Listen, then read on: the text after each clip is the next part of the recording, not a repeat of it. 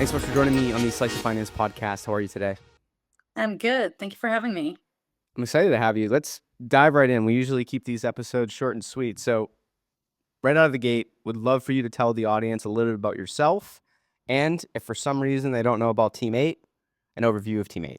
Sure. So I lead FinTech investments at Team8. I'm a partner in one of our funds that focuses on investing in early stage companies, primarily with Israeli founders. We lead Series Seed and A.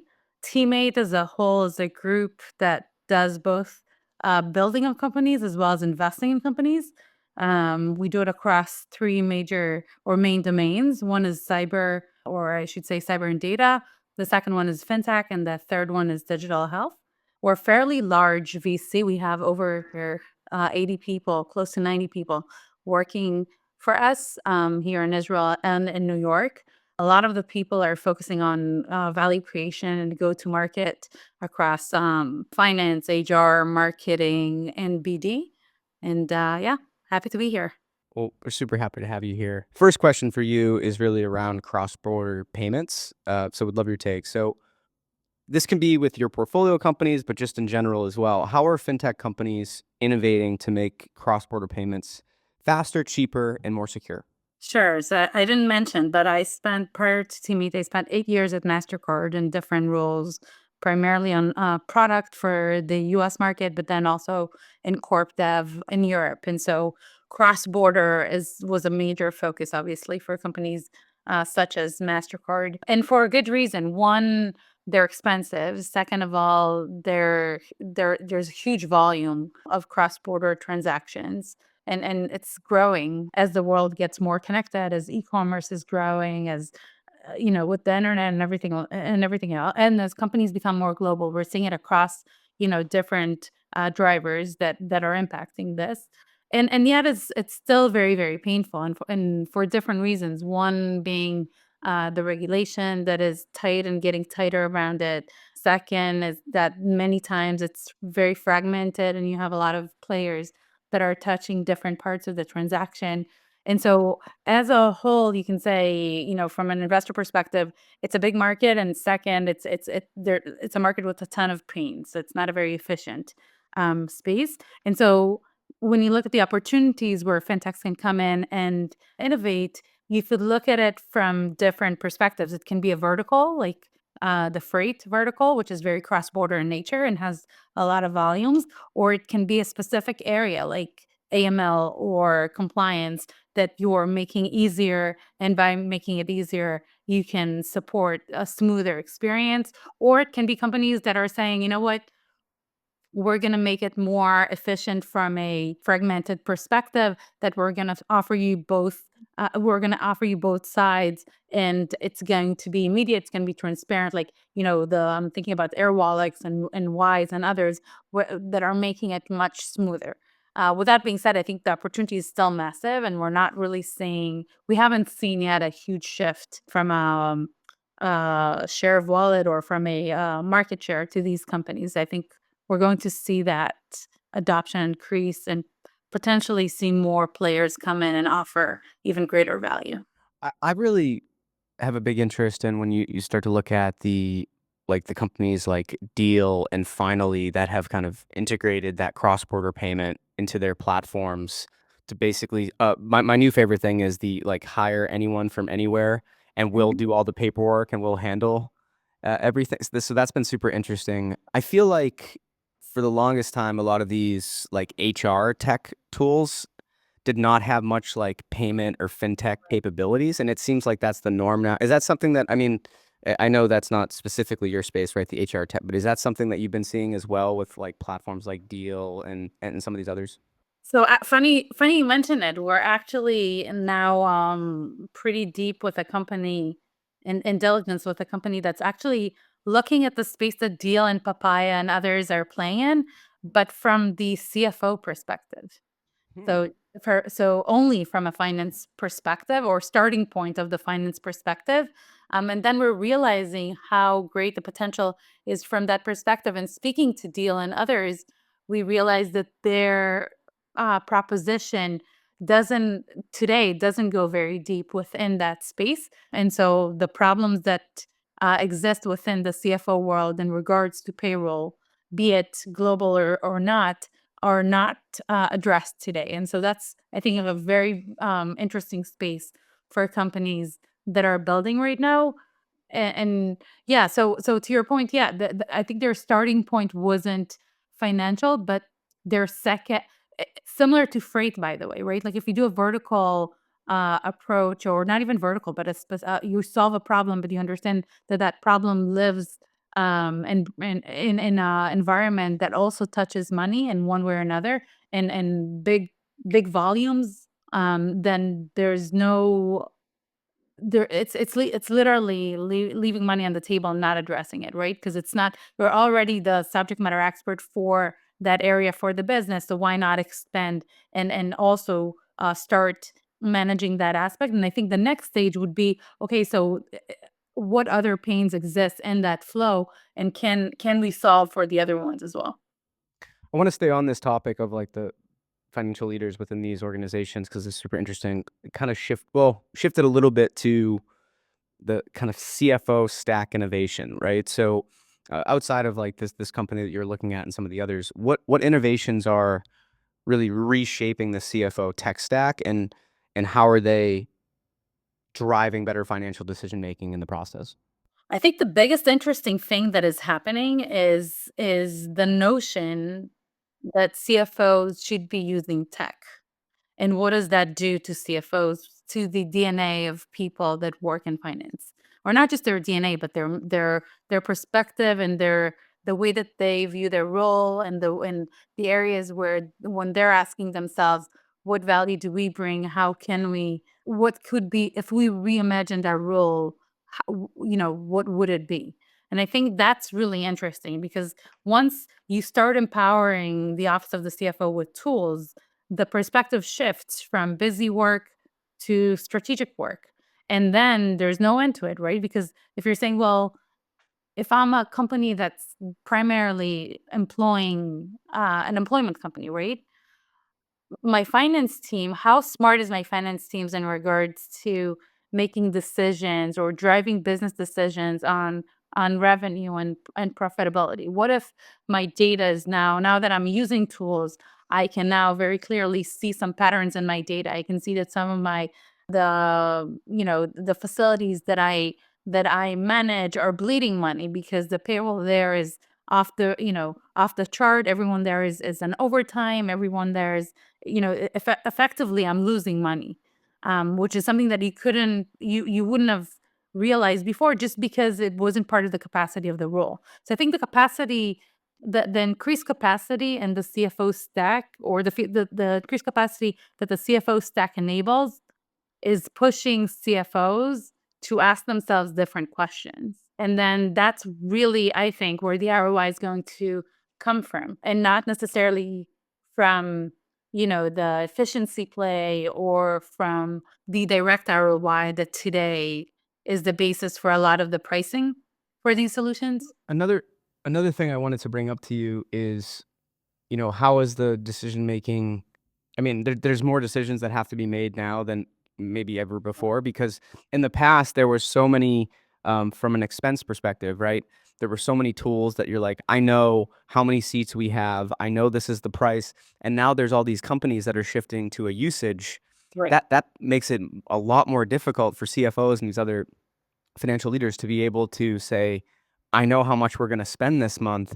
And for a startup company, you can still relatively understand, okay, I'm going to use it probably X amount, and here's what my cost is going to be. But across these large organizations with hundreds and thousands of employees, I mean, this has to be something that they're like, you know, I know the people that are putting together the pricing models are excited about, but also, the CFOs that are Yeah. spending. Yeah.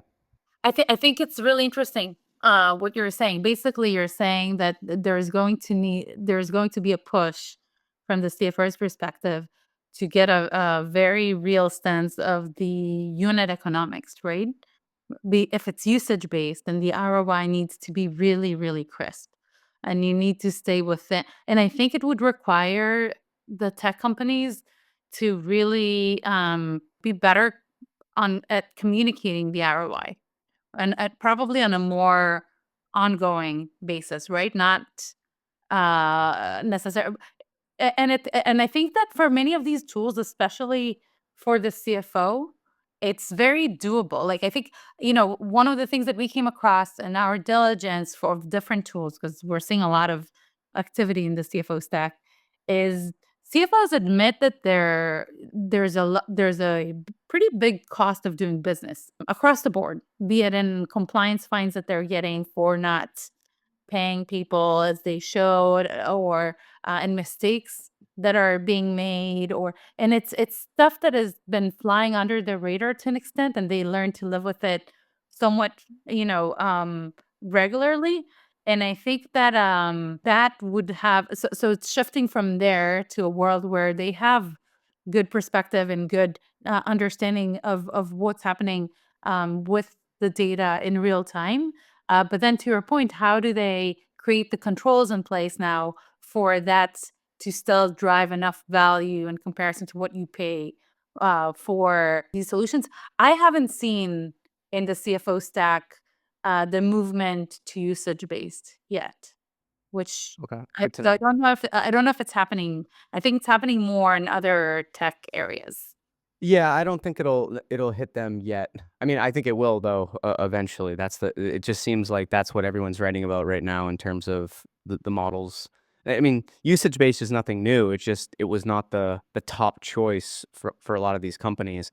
I think a lot of the pains though will be put on the tech companies that are putting out products with usage-based pricing, because I still have not seen many that do a great job with calculators and, like you were saying, ROI. Or I mean, we always hear the horror stories of a lot of cloud companies, right? Where a startup hooks up to a cloud and they wake up the next day and their bill is insane. I also think this my part of my theory is why all these cloud companies give startups so much credits is because they hope they can just Yeah. charge so much to get through the credits and then have you on there. But Yeah. yeah, it's interesting. I want to shift focus a little bit from the CFO tech stack to really infrastructure investing and innovation. So, what are you most excited? Like, what are some of the most exciting opportunities and challenges in infrastructure investing and innovation within fintech that you've seen? One of the areas we have a portfolio company in the space that we've been spending a lot of time on the last 2 years, which is the whole KYB onboarding, merchant monitoring space. It feels from a VC perspective like we're past the hype on the one hand. On the other hand, when you're looking at the real world and you're speaking to chief risk officers and companies that are actually part of their, operations is to handle these processes and buy these different solutions, it seems like the world hasn't really caught up yet, meaning that many of the processes, the back office processes around compliance, are still the effective bottleneck for the growth of the business. And also the models that are being used are are not, no, they're not really good ones, meaning that it's still very much an old industry that you do the onboarding for a merchant, and that merchant might be legit the day of the onboarding, and then a month later or 2 months later not be legit because they're doing something that they're not supposed to, but you don't have the tools in place to really monitor it. And it's kind of funny, right? Because the world that we live in, you would think, there's all the data in the world, and you could have access to it, but today they don't really have the processes in the back office to consume that data and have and be able to do it in a continuous manner. It's a little bit, in at Team8, we're doing a lot of cyber building of companies and also investing in companies. And you could borrow concepts from there of the continuous monitoring, threats, for example. And we're not seeing it almost at all in compliance and fintech. You're seeing it maybe a little bit more in AML for banks and for larger institutions, but all the different fintechs, I think that compliance is still some of the weaker areas of their business and potentially the areas where they're going to need to advance tremendously over the next few years. Yeah, and a lot of the companies that were acquired in the space, they'll do some stuff with that, but I feel like the startups have such a great opportunity ahead of them to innovate in this space. You're right, you haven't seen that much, the continuous checks of anything. And now obviously with AI, it definitely makes that's gonna be probably at some point the norm in a lot of these tools, right? Because of that. Last question for you, and it's still kind of around, well, 2 more questions, but this is kind of around the lines of cyber. So when it comes to compliance, complexity, and the evolving risk, how do you see these or how can these fintech companies continue to navigate this increasing complexity of compliance and mitigate any evolving risks effectively? I think that, it goes back to the question that you had before. I think that they really need to make sure that their move, it's a little bit again like cyber. You need to move at the pace of innovation. The waves of innovation in cyber come when there's new technology like the cloud, or there's a new type of threat, or and then there's a wave of new solutions, because all of a sudden there's an understanding from a CISO perspective that there's a new host of threats that potentially are not covered for.